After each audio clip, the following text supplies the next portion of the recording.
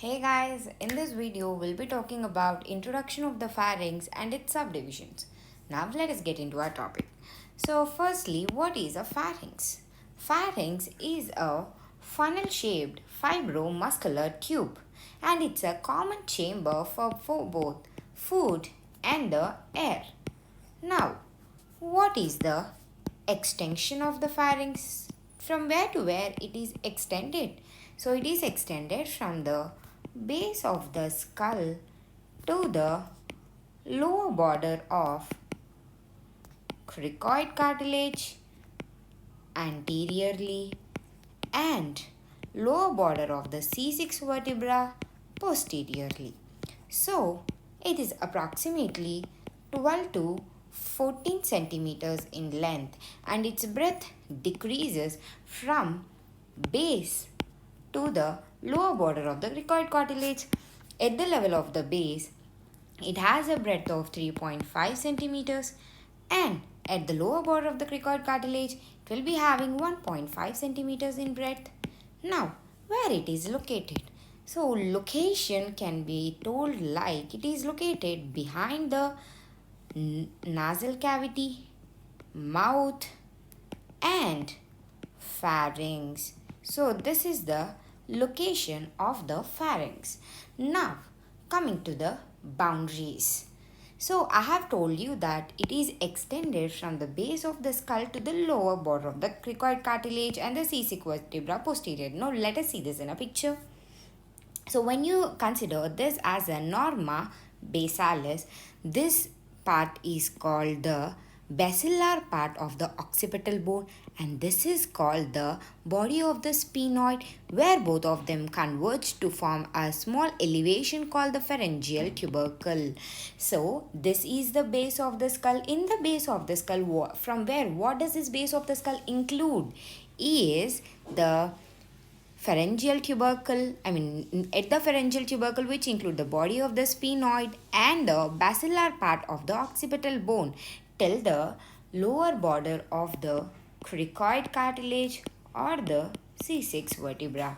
This is the extent of the pharynx. Okay, now let us go into the boundaries. So boundaries, as we know, superiorly, so when you consider roughly this as a pharynx,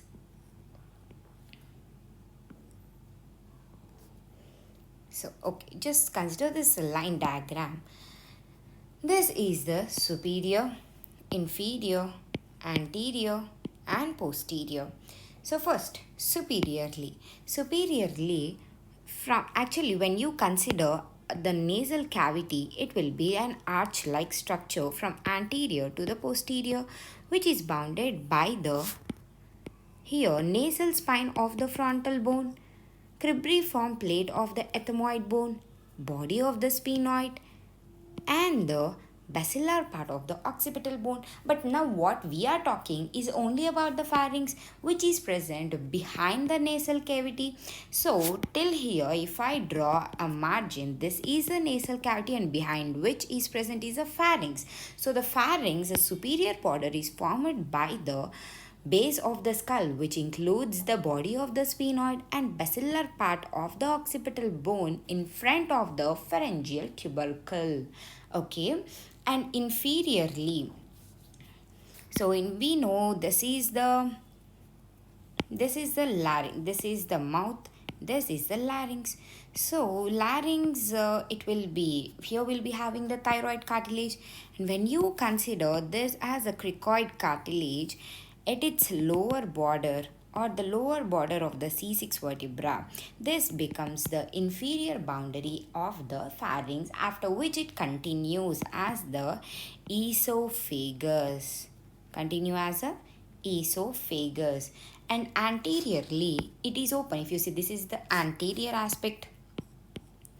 So here it is open into the nasal cavity, here it is open into the oral cavity, here it is open into the laryngeal cavity via the laryngeal inlet. So anteriorly it is open into the nasal cavity, mouth and the larynx.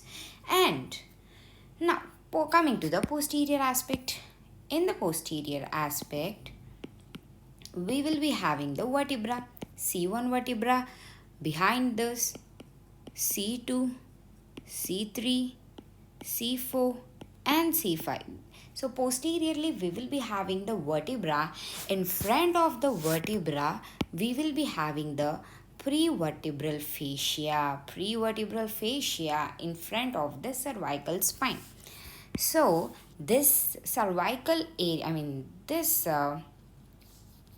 prevertebral fascia is separated from the posterior aspect of this pharynx by means of a space called the retropharyngeal space.